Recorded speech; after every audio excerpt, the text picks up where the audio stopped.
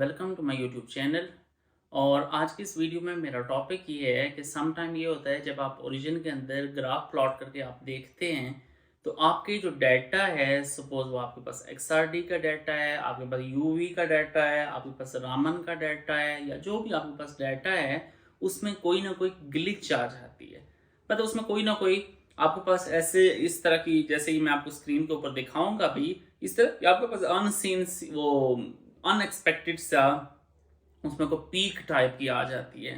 और वो वाली पीक टाइप आपने अगर ख़त्म करना चाह रहे हैं तो वो आप किस तरह से, वो वाले ग्लिच आप ख़त्म किस तरह से कर सकते हैं, ये पूरा एक एक चीज़ मैं आपको डिटेल से सिखाऊंगा।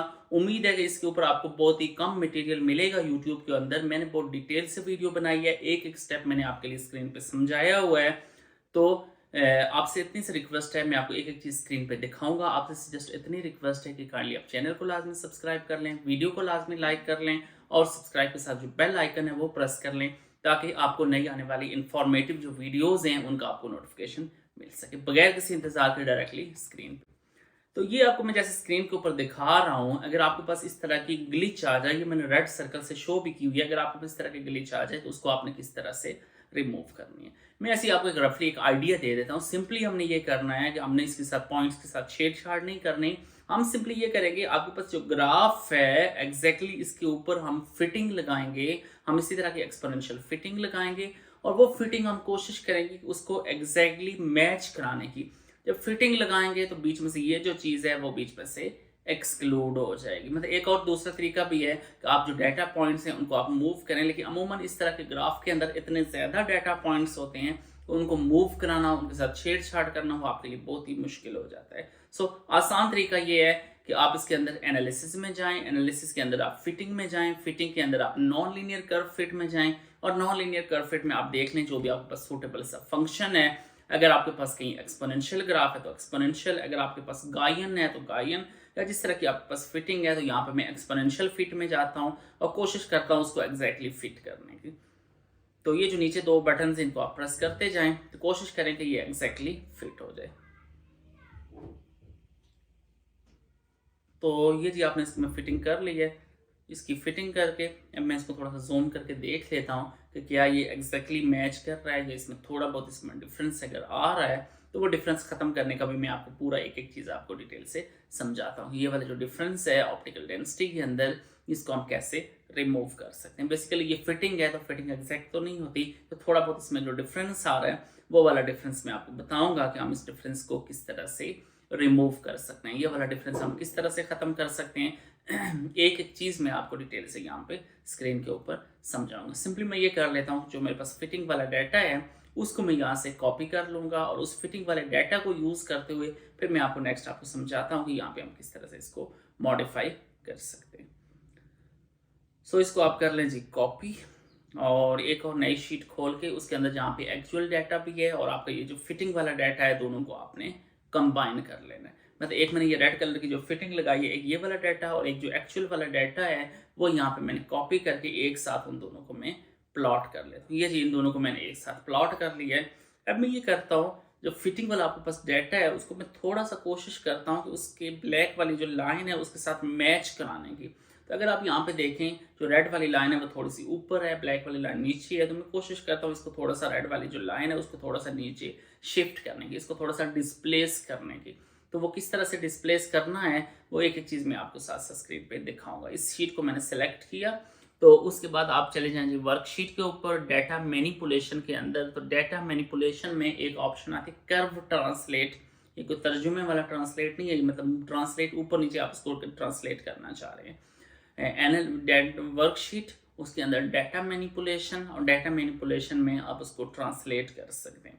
अब बेसिकली एक चीज़, आप ओरिजिन के डिफरेंट वेरिएंट में उसमें थोड़ा बहुत डिफरेंट ऑप्शन हो, आप ये कर सकते हैं, आप गूगल में जाके सर्च भी कर सकते हैं कि फलां वेरिएंट में, सपोज आपके पास 2019 वेरिएंट है, आप 2024 वेरिएंट है, या जो भी है उसमें ट्रांसलेशन की ऑप्शन किधर है। तो आप इस तरह से डाटा शीट को आप वर्टिकली ट्रांसलेट कर सकते हैं। जब आपने उसको ट्रांसलेट कर लिया है, अब आप देख सकते हैं कि ब्लैक कर्व और रेड कर्व, जिस जगह के आपके पास ग्लिच आ रहा था वहाँ पे एग्जैक्टली दोनों कर्व आपस में मैच कर रहे हैं। जब ये दोनों कर्व आपस में मैच कर रहे हैं तो मैच कराने के बाद आप ये कर सकते हैं कि जिस जगह पे स्टार्ट था, ग्लिच स्टार्ट हो रहा था, वहाँ से लेके जहाँ पे डेट ग्लिच खत्म हो रहा है उस ड्यूरेशन का आपको डाटा चाहिए, सही है? वहाँ पे आपके पास ग्लिच आ रहा था, आपने ग्लिच खत्म करके तो आपको एक नया डाटा चाहिए था, तो आप ये कर सकते हैं कि जो रेड वाली कर्व है, इसका जो डाटा है उस ड्यूरेशन का, वो आप कॉपी करके तो एक्चुअल डाटा वाली जगह को रिप्लेस कर सकते हैं। तो आपको बात समझ आई या नहीं? जो रेड कर्व का डाटा है, पूरी कर्व आपके पास एग्जैक्टली मैच नहीं करे, खाली इस ड्यूरेशन का जो रेड कर्व वाला पॉइंट है, डाटा पॉइंट्स हैं, उनको आप ले जाएं कहाँ पे? ब्लैक कर्व वाले डाटा पॉइंट, मतलब ब्लैक वाले को तो आपने डिलीट करना है इस ड्यूरेशन में। सो मैंने ड्यूरेशन चेक कर ली है, कहाँ से लेके कहाँ तक आपके पास ग्लिच था। उस ड्यूरेशन में जो रेड वाली कर्व है उसका डाटा मैंने यूज़ करना है इंस्टेड ऑफ ब्लैक वाला डाटा। सो वो ड्यूरेशन में सर्च कर लेता हूँ, तो उस ड्यूरेशन में मैं ब्लैक वाली कर्व को डिलीट करके उसकी जगह में रेड वाली जो नई वाली जो मैंने फिटिंग लगाई हुई है वो वाली कर्व वहाँ पे मैं पेस्ट कर देता हूँ। एहतियातन मैं इसको कॉपी कर लेता हूँ ताकि एक्चुअल डाटा जो है वो ख़राब ना हो। इसमें मैं वो वाला जगह ढूंढ लेता हूँ जहाँ पे वो वाले पॉइंट्स हैं, किस ड्यूरेशन से किस ड्यूरेशन तक मेरे पास वो वाले पॉइंट्स हैं जहाँ से मेरे पास ग्लिच आ रही थी। ग्लिच वाले ड्यूरेशन का डाटा खाली मैंने सब्ट्रैक्ट करना है, वहाँ से ख़त्म कर देना है।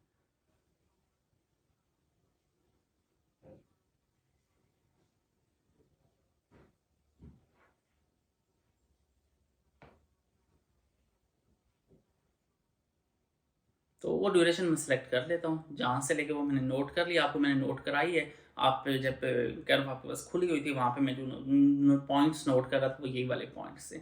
सो उस ड्यूरेशन का डाटा मैं ये कर लेता हूँ कि कॉपी करके जो फिटिंग वाले पॉइंट्स हैं वो मैं कॉपी करके वहाँ पे पेस्ट कर देता हूँ।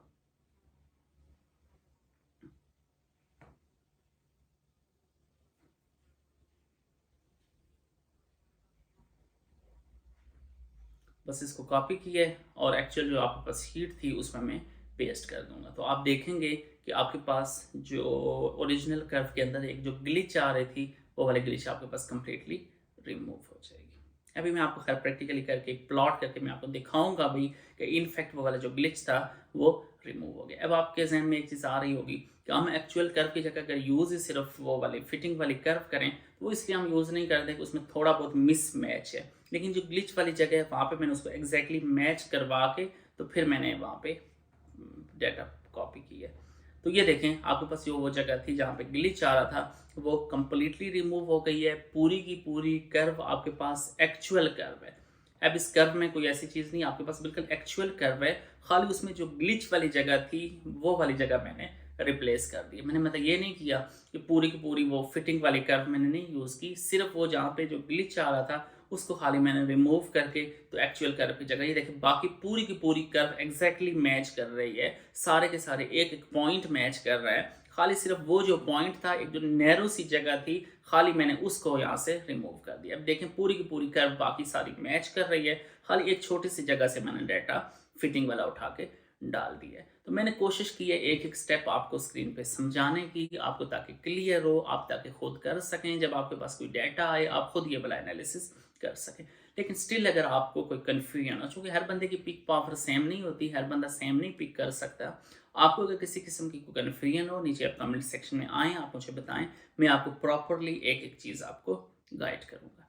तो चैनल को लाजमी सब्सक्राइब कर लें, वीडियो को लाइक कर लें। Thank you so much. अल्लाह हाफिज़।